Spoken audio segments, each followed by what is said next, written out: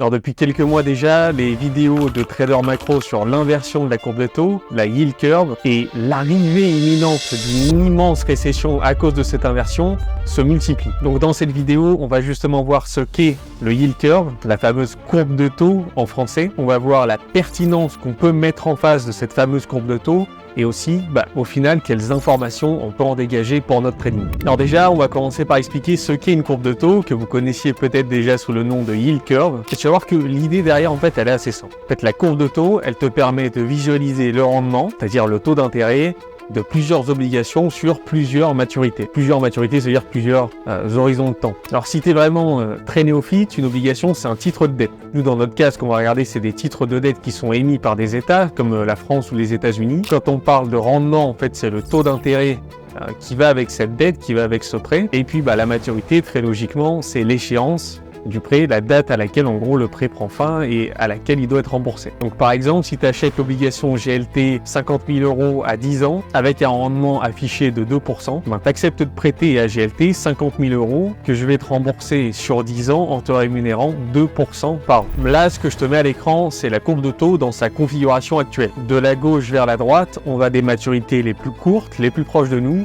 aux échéances les plus lointaines. Quand tu as une courbe de taux qui progresse à la hausse, on va parler de steepening. Le terme qu'on utilisera plus souvent en français, c'est la pontification de la courbe de taux. Quand tu as une courbe de taux qui se pontifie, ça traduit le fait que l'écart entre les rendements des taux à court terme et des taux à plus long terme est en train de s'agrandir. En gros, ça veut dire que les taux longs, comme le 10 ans par exemple, rémunèrent de mieux en mieux par rapport aux taux courts. Alors, il peut y avoir plein de raisons et plein de configurations derrière ça. Tu peux avoir tout simplement des taux longs qui augmentent plus vite que des taux courts. Tu peux avoir des taux longs qui se maintiennent ou qui progressent très légèrement pendant que tu as des taux courts qui baissent, etc., etc. Et dans le cas inverse, on va plutôt parler de flattening, d'aplatissement de la courbe de taux en français, et ça traduit plutôt une hausse de la perception du risque, un marché qui est un petit peu plus hésitant, un peu plus prudent. Et c'est donc logiquement le flattening, le scénario que tu retrouves quand tu as des taux courts qui rémunèrent de mieux en mieux par rapport aux taux longs. Tu peux te dire que généralement, quand le marché s'oriente plutôt vers des taux courts, que tu as des taux courts qui rémunèrent de mieux en mieux, c'est parce que le marché n'a pas envie de s'engager à long terme, n'a pas la confiance nécessaire à long terme sur la croissance, sur l'économie, sur le résultat des marchés, des gouvernements, etc.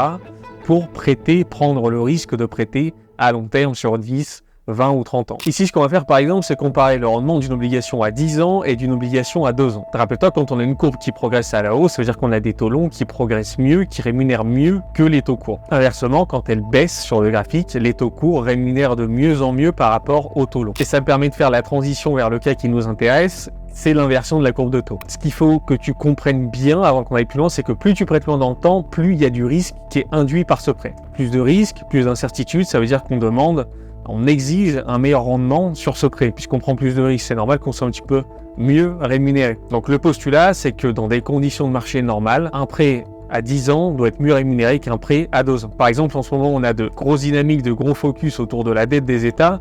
Je prends beaucoup plus de risques en prêtant à un État à 10 ans, en sachant qu'il est déjà endetté, qu'en prêtant à 2 ans. Techniquement, il y a moins de chances qu'il se mette en faillite ou qu'il fasse défaut sur sa dette dans les 2 années qui viennent plutôt que sur les 10 années qui viennent, où il peut se passer beaucoup plus de choses un petit peu folles. On l'a vu par exemple avec le choc Covid, on a eu de l'endettement à gogo derrière, etc. Donc plus de temps, plus de risques. Mais du coup, quand notre fameuse courbe de taux s'inverse, ce qu'elle nous montre, c'est exactement le scénario inverse. Donc quand notre courbe de taux s'est inversée, on a des taux courts qui rémunèrent mieux en absolu, c'est pas qui rémunèrent de mieux en mieux par rapport aux taux longs, c'est qui rémunèrent mieux que les taux longs. Et ça, c'est entre guillemets une anomalie de marché qui permet de voir à quel point le marché est nerveux, à quel point le marché est hésitant sur l'avenir, et ça te permet de visualiser un petit peu le niveau d'incertitude qui plane autour de la croissance, de l'économie, de l'avenir des politiques monétaires, etc. Il y a une façon un petit peu simplifiée et peut-être un peu trop simpliste, un peu trop schématique d'expliquer ce type de mouvement et d'inversion des courbes de taux. Mais pour aider un néophyte à comprendre, c'est finalement une assez bonne représentation. L'idée, c'est de se dire que quand un investisseur a peur, c'est généralement plutôt à court terme. C'est-à-dire que si tu anticipes une récession, c'est plutôt quelque chose qui t'inquiète pour les 6 mois,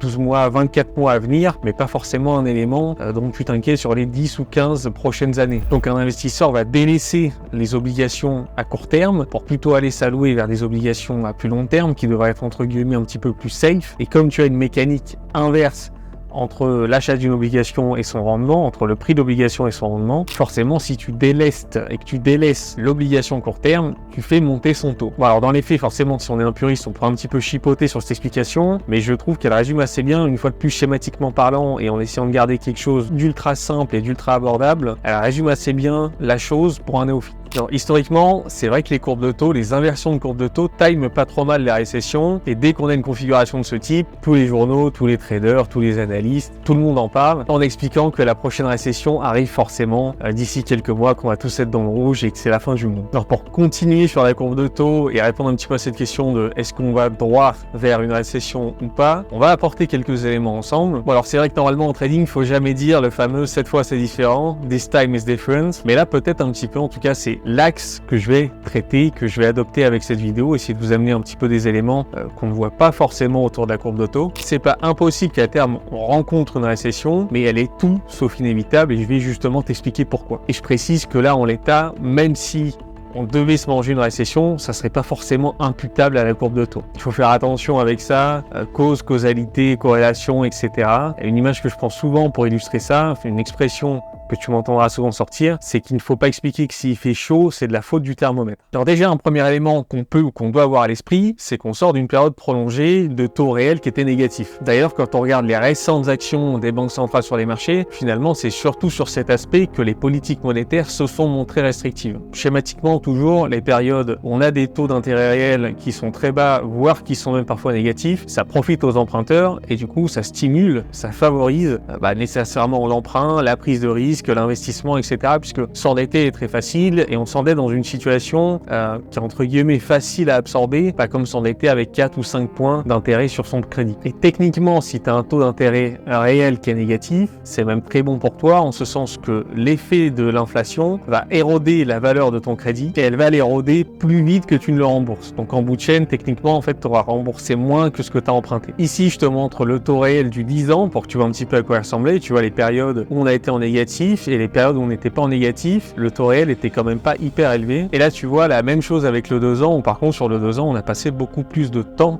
et on a été beaucoup plus profondément dans un territoire négatif. Quand je dis que c'est surtout sur cet aspect-là que la politique monétaire s'est montrée restrictive, c'est parce que le marché n'a pas eu trop l'air de le sentir. Quand tu auras les différents indices de conditions financières, là, j'en prends qui est accessible au grand public, mais tu avais les mêmes choses avec les indices de Natixis ou de Goldman Sachs, le marché finalement resté quasiment tout le temps dans un territoire qui montre qu'on a des conditions financières qui sont plutôt souples. Alors après, certes, elles se sont un petit peu tendues, mais tu vois qu'on est quand même resté, on s'est maintenu dans le territoire, le côté qui est considéré comme peu restrictif. Mais tu as aussi d'autres indicateurs que tu peux regarder et qui arrivent finalement à la même conclusion, que si on avait une politique monétaire qui était vraiment très restrictive, très agressive sur ce plan-là, on ne pourrait pas avoir des données hebdomadaires sur les dépenses de consommation qui se sont maintenues, qui sont restées aussi robustes, et on devrait assister pareil à une explosion des défauts sur tout ce qui est loan index, les mortgages et les leverage, etc. Et certains segments connaissent effectivement des hausses, mais ça reste très limité par rapport à ce qu'on aurait dû voir si effectivement la politique monétaire s'était montrée restrictive. Bon, là j'ai un petit peu digressé, on va revenir sur notre histoire de courbe de taux et on va essayer de mettre un peu plus le focus sur son inversion récente et surtout sa désinversion. Alors ici, ce que je te montre, c'est la courbe du 10 ans contre le 3 mois US. Et le différentiel entre les deux, c'est la courbe qui change de couleur, qui passe de vert à rouge et réciproquement. Et donc les zones rouges, c'est les zones où la courbe de taux, enfin ce différentiel de taux entre les deux était inversé, c'est-à-dire où le taux court rémunérait mieux que le taux long. Et là, sur cette autre courbe, c'est le 10 ans contre le 2 ans, qui est une mesure qui est comme le 10 ans 3 mois,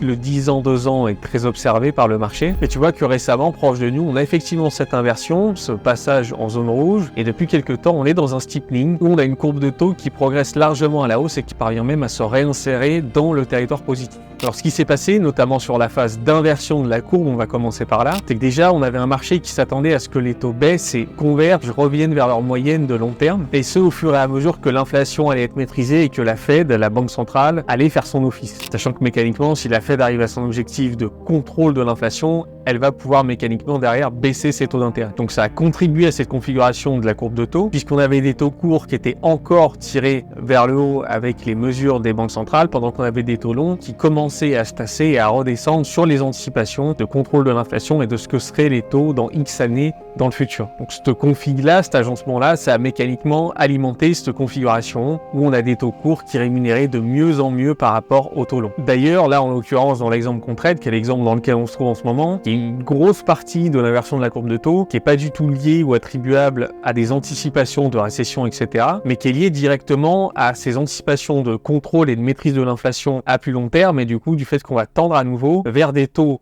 réels plus faibles dans les années à venir. Là, par exemple, sur le 10 ans, 3 mois, on est en inversion depuis octobre 2022. C'est la plus grosse, la plus longue inversion de l'histoire, quasiment. En tout cas, c'est la plus grosse des dernières décennies. Alors, certains vont dire que, alors, effectivement, en 2022, on a vu un marché baissier sur les actions, mais c'est arrivé pendant que la courbe de taux était en train de s'aplatir, pendant qu'elle était en flattening. Et ce qu'il faut se dire, et c'est pour ça que savoir faire une lecture du contexte macro, etc., c'est important, savoir comprendre les attentes du marché, c'est que la courbe de taux, à ce moment-là, elle ne traduisait rien que le marché ne savait pas déjà et n'avait pas déjà pricé, n'avait pas déjà intégré dans ses cours et dans ses anticipations. D'ailleurs, si tu regardes, l'inversion, elle se fait vers octobre 2022, ce qui correspond en fait au moment où on a fait le point bas sur les marchés d'actions. Donc même si on veut se dire que la courbe de taux permettait de voir, de visualiser ou d'anticiper un risque de récession, il faut dire que visiblement, puisque les marchés d'actions ont trouvé un point bas et ont rebondi à ce moment-là, c'est que c'était justement déjà pricé, c'était déjà dans les cours et c'était pas réellement un sujet d'inquiétude pour les acteurs. De plus, il faut dire que la courbe de taux, elle fait l'objet de toutes les attentions, comme je l'ai évoqué un peu plus tôt dans la vidéo. Dès que ça arrive, tout le monde en parle. Donc pareil, de ce côté-là, on perd un petit peu tout effet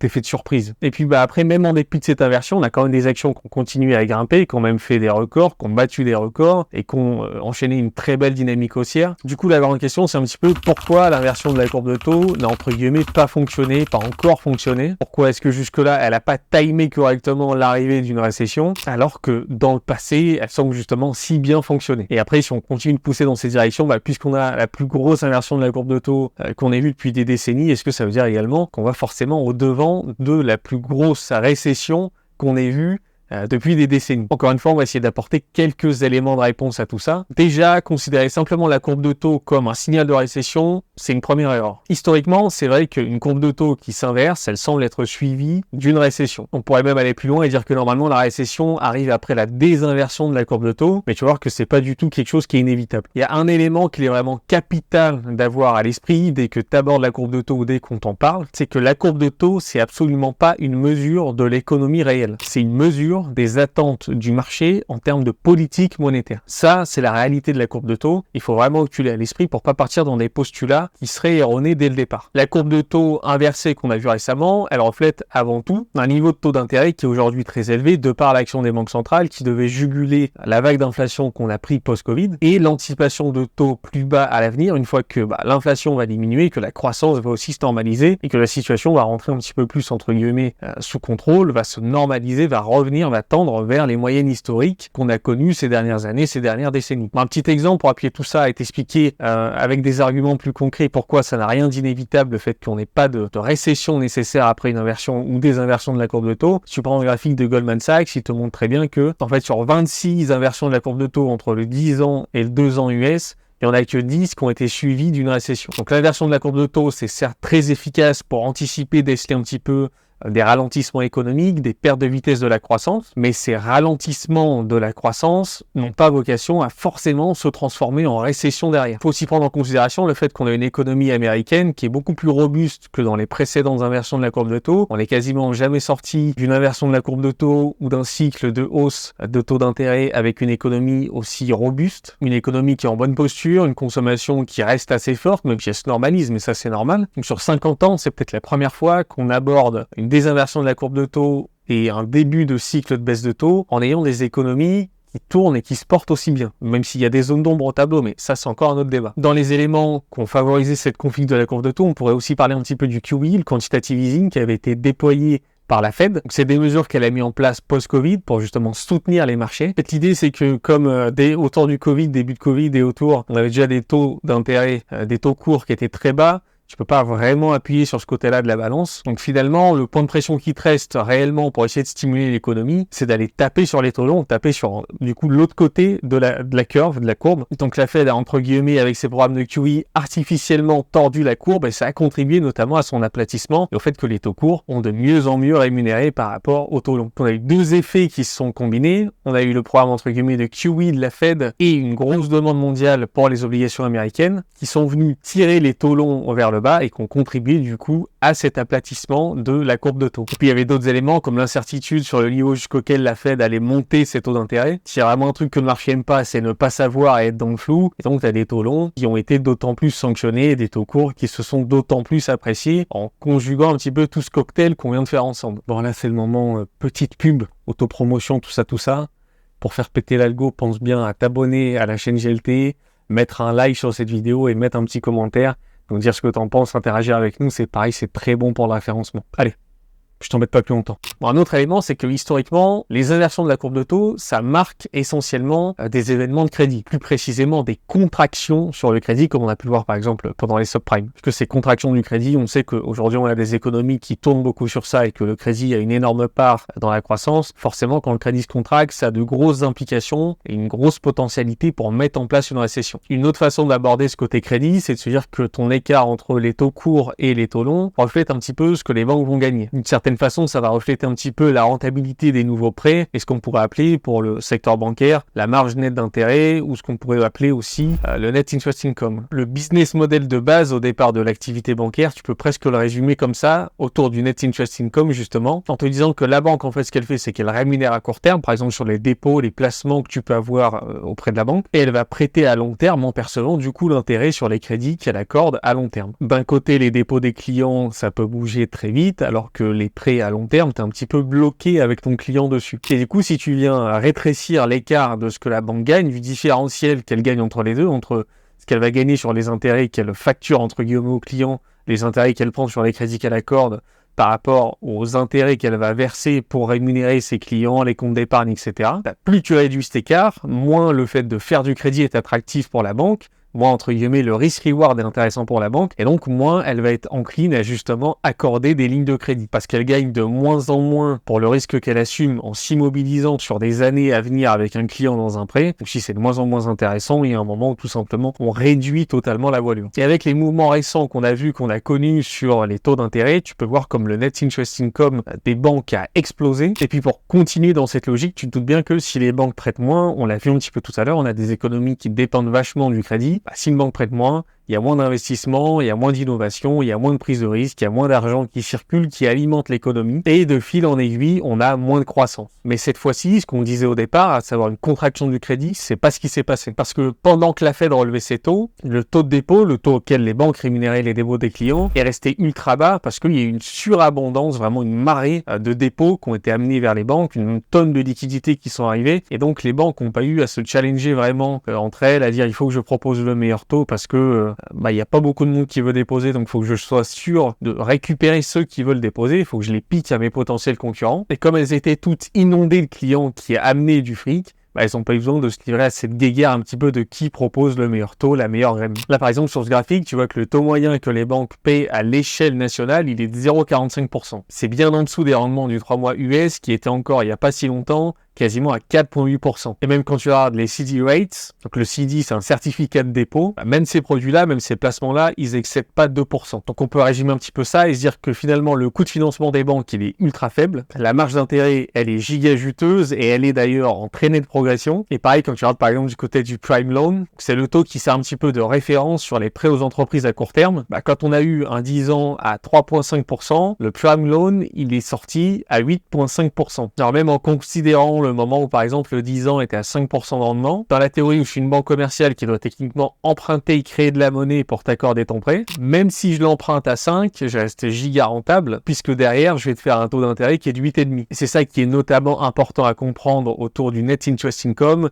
c'est qu'il y a peu de phases où on peut avoir un tel différentiel en absolu entre le taux auquel on rémunère et le taux auquel on doit rémunérer le client. Et donc ça, c'est justement un élément assez important à avoir à l'esprit pour aborder ce côté net interest income, c'est qu'il y a peu de phases, peu de périodes en fait dans les dernières décennies où on a pu avoir un tel différentiel de taux entre le taux auquel, entre guillemets, la monnaie va nous coûter, le crédit va nous coûter par rapport à ce qu'on va pouvoir facturer au client. Donc même si sur une échelle absolue ou relative, ça coûte cher, entre guillemets, de faire un crédit, la marge qu'on fait dessus, finalement, elle est très bonne. Faut se dire qu'on sort quand même d'une période où les marges nettes qu'on pouvait voir entre taux court, taux long étaient beaucoup plus réduites. Ça se voit de façon assez facilement sur les graphiques de net interest income qu'on a regardé. Tu vois bien que, en fait, la seule solution dans ces périodes-là où on a vraiment des différentiels qui sont ultra restreints, c'est de faire de la masse. Et là, sur ces dernières années, non seulement on peut faire entre guillemets de la masse, mais surtout on a un différentiel exploitant entre les deux qui est giga juteux. On voit de toute façon quand on regarde les crédits accordés, les liquidités auprès des banques et d'autres indicateurs qui gravitent dans ce secteur-là. Ce phénomène de taux long, taux court, on le voit très bien, notamment post-Covid. C'est-à-dire sur 2000, 2021, on a des taux courts qui sont capés, qui sont contraints par la Banque centrale, et on va avoir en face des taux longs qui commencent à se tendre justement sur des anticipations d'inflation. Anticipation d'inflation parce que reprise post-Covid, reprise des économies qui ont été mises à l'arrêt un petit peu n'importe comment, grosse perturbation sur tout ce qui était supply chain, également tout l'argent qui a été déployé par les États, par les entités gouvernementales, par les banques centrales pour essayer de stabiliser les marchés et de soutenir l'économie.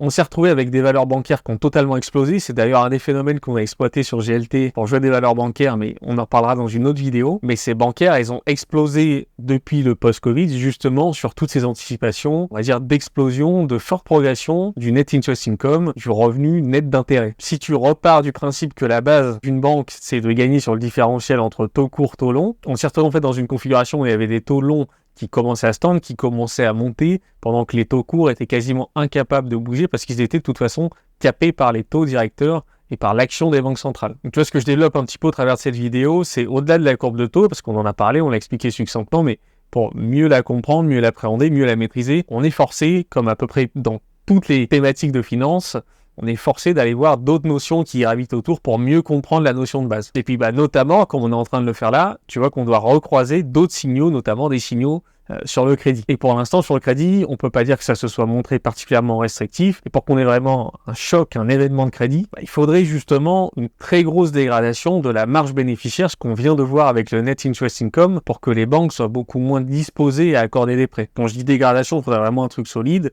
qui pourrait mettre un coup d'arrêt justement à cette dynamique et à cette progression du net interest income, qui pourrait mettre un vrai coup d'arrêt à l'octroi de crédit. Et ça, c'est un événement qui pourrait nous amener effectivement vers une récession. Une petite notion qu'on avait commencé à aborder aussi tout à l'heure, on a parlé de la courbe des taux, du fait qu'elle était hyper connue, que tout le monde en parlait, etc. Il y a plusieurs études qui ont été menées qui montrent que plus un indicateur est médiatisé, connu, regardé, moins il contient en fait une information qui est jugée comme pertinente et moins il peut agir comme un indicateur un petit peu surprise. Tout le monde le connaît, tout le monde le regarde, donc mécaniquement, l'information qu'il peut donner est très très vite pricée et intégrée dans les prix, et quand ça se matérialise enfin face à nous, en fait, ça a plus réellement de pertinence, ça a plus réellement d'impact, ça a déjà été absorbé, digéré par le marché. Et le moins qu'on puisse dire, parce que tu peux dire peut-être que, comme toi, t'en avais pas encore entendu parler jusque-là, ou très succinctement, c'est que c'est peut-être pas quelque chose de si connu que ça. Mais quand on regarde les tendances de recherche sur Google, on peut voir que les courbes de taux, finalement, c'est tout sauf un ovni, c'est très très bien connu du marché. Quand tu analyses historiquement les précédentes récessions, très très souvent, ce qui va conjointement avec l'inversion de la courbe de taux et les signaux du coup de récession qu'on peut tirer de la courbe de taux, c'est des événements et des gros chocs sur le crédit. Alors il n'y a pas que ça, mais c'est quand même un élément qu'on tend à retrouver un petit peu comme si c'était un prérequis à la recette, quoi. Et là un petit peu l'enjeu, c'est que si on n'a pas de récession qui se manifeste et si en plus on n'a pas de dégradation entre guillemets du côté crédit, la courbe de taux, elle risque de perdre un petit peu de sa saveur, elle risque de perdre en intérêt à l'avenir, parce qu'elle va perdre de sa pertinence à un moment où elle est très observée, justement, on en parle beaucoup. Et la conclusion que pourrait faire le marché, c'est de se dire, finalement, maintenant, l'économie américaine ou des économies mondiales sont assez robustes pour supporter des dégradations du crédit. Même les secteurs financiers et boursiers qu'on qualifie de sensibles, d'exposés au crédit, parviennent à survivre à toutes les choses un petit peu incroyables qu'on a connues ces dernières années. Tous ces secteurs-là nous montrent qu'en fait, ils sont capables d'encaisser une inversion de la courbe des taux. Et donc, si tel est le cas, quel est l'intérêt vraiment d'observer la courbe de taux? Bon, là, on a déjà fait une bonne partie un peu sur le côté relativisation de la courbe de taux. Maintenant qu'on en a bien parlé, qu'on l'a bien présenté, défini, etc.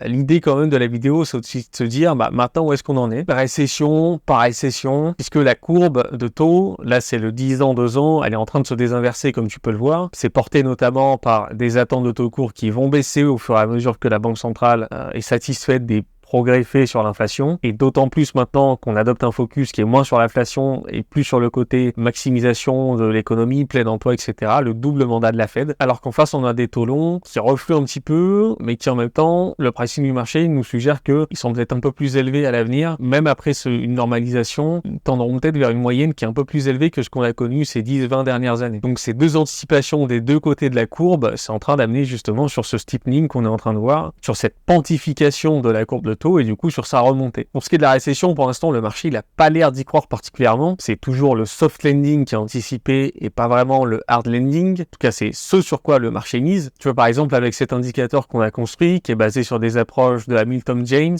de Chauvet-Piguet et quelques autres indicateurs, il n'y a pas vraiment de récession qui semble apparaître, qui semble s'en dégager, qui est pricé, en tout cas qui est marqué par l'indicateur pour l'instant. Pareil, je regarde par exemple du côté des spreads de taux sur les corporates, sur les entreprises, qui sont habituellement un signal très efficace.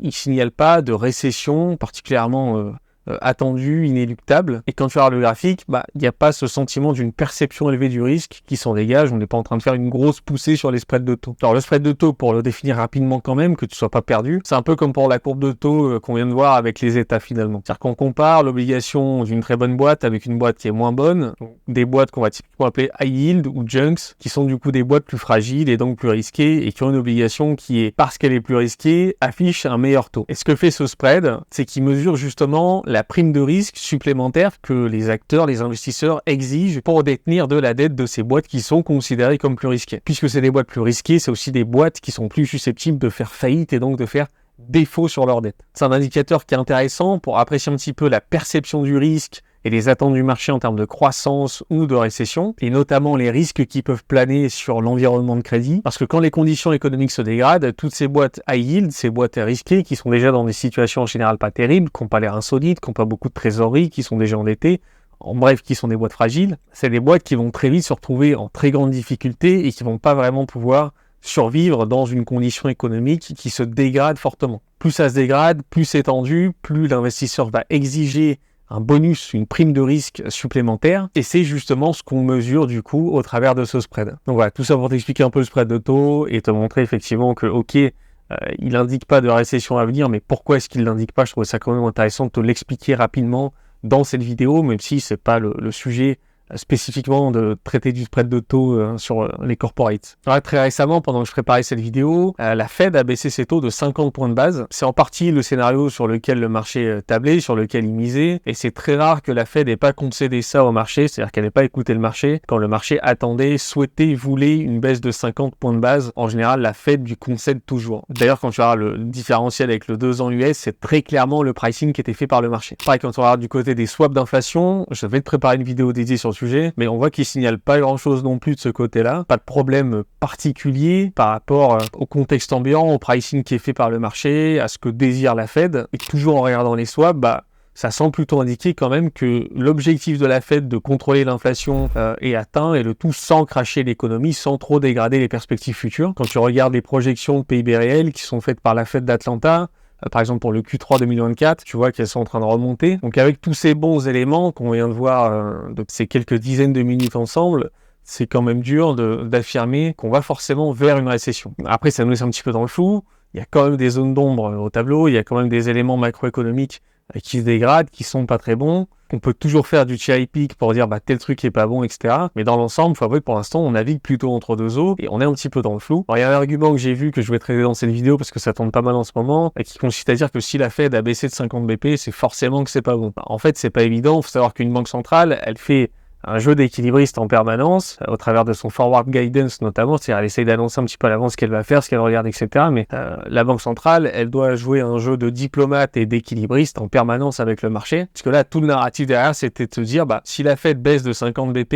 est-ce que c'est parce qu'ils savent, ils voient en backstage que ça va vraiment mal et qu'on a besoin d'attaquer très fort? Est-ce qu'elle voulait juste faire plaisir au marché et éviter qu'il baisse? Parce que baisser que de 25 BP alors que le marché voulait plus, ça aurait été mal perçu, mal accueilli, et ça aurait amené un repricing un peu dans ce que le marché avait déjà payé. Est-ce qu'elle fait une sorte de front load où en fait elle attaque très fort pour mettre un petit coup de feu au départ et derrière elle va intervenir de façon beaucoup plus graduelle? C'est d'ailleurs ce vers quoi on semble se diriger dans les derniers discours de Powell. Et voilà, quand je dis que ça nous laissait un petit peu dans le flou, cette baisse de 50 BP, on l'a vu, puisque dans tous les cas le marché est resté assez neutre, même sur la journée et sur les jours qu'on suivit. On avait du mal à adopter une vraie direction et ça baissait ni très loin, ni ça ne montait très haut. Alors, dans l'ensemble, les déclarations de la Fed, elles se veulent quand même plutôt rassurantes, puisqu'ils ont insisté sur le fait que démarrer par une baisse de 50 points de base, c'est une mesure réactive, c'est pas une mesure agressive. Bon, la déclaration de la Fed, ça se veut quand même plutôt rassurant sur ces 50 points de base. Ils insistent assez lourdement sur le fait que c'est pas une mesure réactive, c'est une mesure préventive pour se laisser du lest derrière, pour intervenir avant qu'il y ait une trop grosse dégradation des éléments. D'ailleurs, Powell a lourdement insisté là aussi sur le fait qu'il voyait pas d'éléments particulièrement préoccupants ou dangereux à l'horizon. En gros, quelques incertitudes certes, mais rien de trop grave, rien de trop inquiétant. D'où un petit peu ces mesures préventives de la Fed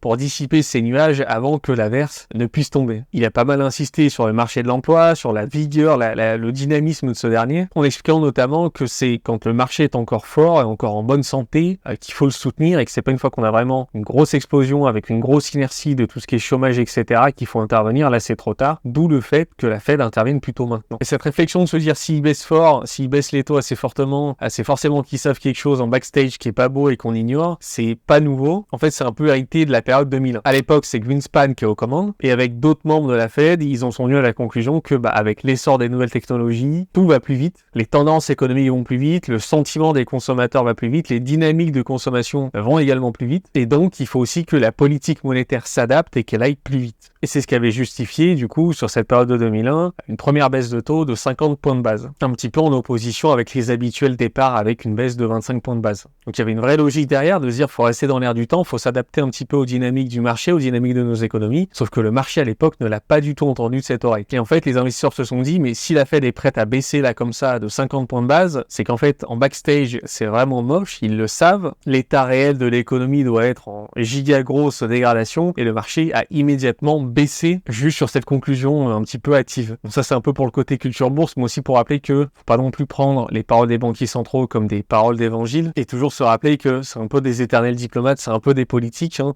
On parle de politique monétaire, mais ils ont un vrai jeu d'équilibre à maintenir avec le marché, entre faire ce qui est bon pour l'économie et, entre guillemets, contenter un petit peu leur électorat. Pour pousser un petit peu, développer un peu sur le côté parole d'évangile, et le fait qu'il faut pas tout prendre au pied de la lettre avec les banquiers centraux, ils font quand même des erreurs. Dans le début 2008, quand les subprimes commencent vraiment à se mettre en place, on se moquait un petit peu de la faillite de Lehman Brothers, en disant qu'ils avaient juste pas su gérer, qu'ils avaient voulu flamber, etc. En disant que ça serait presque un non-événement, que ça aurait pas de conséquences outre mesure, que dans tous les cas, le marché était solide, porteur, que la situation économique n'allait pas trop se dégrader. Alors qu'il y avait déjà des indicateurs clairs, même au-delà du côté immobilier, qui était le plus évident. Mais par exemple, tout ce qui était soins médicaux, qui n'était pas vraiment ultra urgent, ultra nécessaire, ils étaient repoussés, les cabinets dentaires, les cliniques, des opérations un petit peu de, pas de plaisance, mais voilà, qui sont pas non plus de la grosse intervention dont votre santé ne dépend pas, étaient repoussées, annulées. Tous les travaux, rénovations, etc., qui n'étaient pas pareil primordiales et ultra urgentes, étaient annulés. Les réservations dans tous les restaurants UP qui normalement ne connaissent pas trop la crise,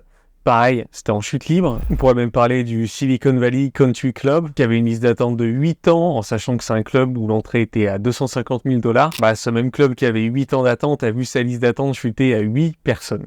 Donc il y avait les signes d'une crise qui s'amenait. Dans le même ordre d'idée, on peut dire d'une certaine façon que c'est la Fed directement, avec ses mouvements de taux, qui a déclenché la crise des subprimes, et elle pensait que de toute façon le marché était à même de l'encaisser, que c'était pas grave, que le marché était capable de le digérer et qu'au pire ça ferait sauter les petits qui avaient abusé. On pourrait se moquer aussi du fameux l'inflation est transitoire, inflation is transitory. Mais bref, le but de tout ça, de vous citer tous ces petits éléments, c'est de vous faire réaliser que les banquiers centraux sont pas des grands Manitou qui ne peuvent pas se tromper. Alors pour conclure un peu cette vidéo, moi, à titre personnel, j'ai pas de boule de cristal pour vous garantir ou non qu'on aille vers une récession, mais pour l'instant, en tout cas, au regard des dernières données qu'on a, c'est quand même plutôt pas mal. On peut se montrer assez optimiste sur l'économie et assez confiant sur la possibilité d'un soft landing. Alors bien sûr, ça peut évoluer, c'est pour ça que je prends des pincettes, mais en l'état, à l'instant T, au moment de cette vidéo, on a quand même des données qui sont vraiment pas mal. Quand on regarde la croissance, elle reste bonne, elle est même plutôt révisée à la hausse. Les capitaux circulent, les entreprises sont plus disposées à prendre des risques. On a des conditions de crédit qui ont plutôt tendance à s'améliorer. Après, on notera quand même quelques ombres au tableau, même sans regarder directement du côté économie. On voit qu'on a une rotation qui s'est effectuée depuis quelques mois vers des valeurs un petit peu plus défensives quand même sur le marché action. Donc on a un positionnement des acteurs qui est un petit peu plus prudent. Par exemple, on voit qu'en ce moment, ce qui marche pas mal, c'est les equal weight, avec du coup une sous-performance des Max 7, des poids lourds. Donc on a des acteurs qui se désengagent un peu des poids lourds, de la tech, de ce qui va arriver jusqu'à maintenant les indices, et qui se dirigent un peu vers le reste du marché, vers le reste du S&P, qui a été jusque-là a un peu ignoré. Et ça, on le voit sur divers horizons de temps, sur différents secteurs. On voit un petit peu ce shift qui se fait quand même plus vers des valeurs défensives et plus vers des valeurs de fin de cycle économique. Ça, c'est ce qui est attendu par le marché, ce qui est pricé par le marché. Donc ça, c'était à la suite de la dernière réunion de la Fed. Donc la Fed prévoit de baisser d'encore 50 points de base ses taux d'ici à la fin de l'année, si le besoin s'en fait sentir, et de baisser d'environ 100 points encore les taux en 2025 et plus si nécessaire. Ce que le marché price actuellement, je te le mets là à l'écran parce qu'entre le moment où je l'enregistre et le moment où ça va sortir, la Probor a sûrement changé. Donc bref, on arrive au bout de cette vidéo, tu l'as compris, la courbe de taux, c'est pas un outil magique, c'est pas l'assurance d'avoir une récession quand on a une inversion de la courbe de taux. Il y a beaucoup de choses qui sont dites un petit peu à tort et à raison autour de la lecture qu'on peut faire de la courbe de taux. On lui donne souvent une fiabilité